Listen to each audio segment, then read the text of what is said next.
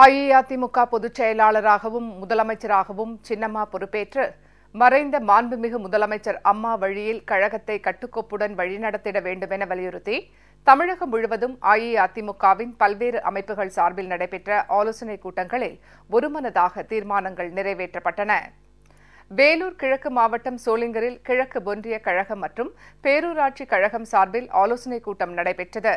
இதில் அலங்கரித்து வைக்கப்பட்டிருந்த மறைந்த மாண்புமிகு முதலமைச்சர் அம்மாவின் திருவுருவப் படத்திற்கு கழகத்தினர் மலர் தூவி அஞ்சலி செலுத்தினர்.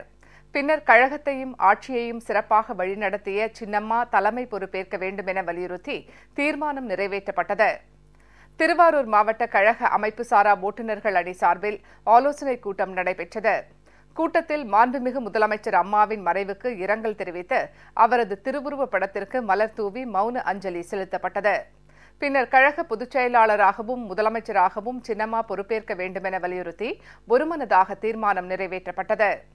இதேபோல் திருவாரூர் மாவட்ட கழக சிறுபான்மையினர் நலப்பிரிவு சார்பில் நடைபெற்ற ஆலோசனைக் கூட்டத்திலும் சின்னம்மா தலைமை பொறுப்பேற்க வலியுறுத்தி ஒருமனதாக தீர்மானம் நிறைவேற்றப்பட்டது.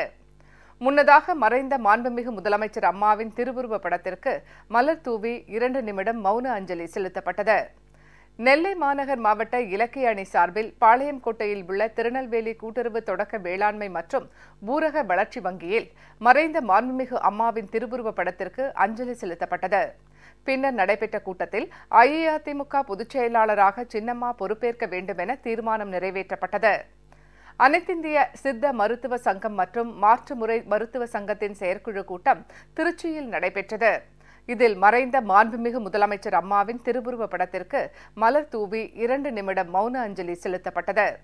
பின்னர் மறைந்த மாண்புமிகு அம்மாவுக்கு கடந்த 33 ஆண்டுகளாக உறுதுணையாக இருந்த சின்னம்மா கழக பொதுச் செயலாளராகவும் முதலமைச்சராகவும் பொறுப்பேற்க வேண்டும் என தீர்மானம் நிறைவேற்றப்பட்டது. தூத்துக்குடியில் கழக மகளிர் அணி சார்பில் நடைபெற்ற நிர்வாகிகளின் கூட்டத்தில் மறைந்த மாண்புமிகு முதலமைச்சர் அம்மாவின் திருவுருவப் படத்திற்கு மலர் தூவியும் மெழுகுவர்த்தி ஏந்தியும் அஞ்சலி செலுத்தப்பட்டது. பின்னர் கழக பொதுச் செயலாளராக சின்னம்மா பொறுப்பேற்க வேண்டும் என வலியுறுத்தி தீர்மானம் நிறைவேற்றப்பட்டது.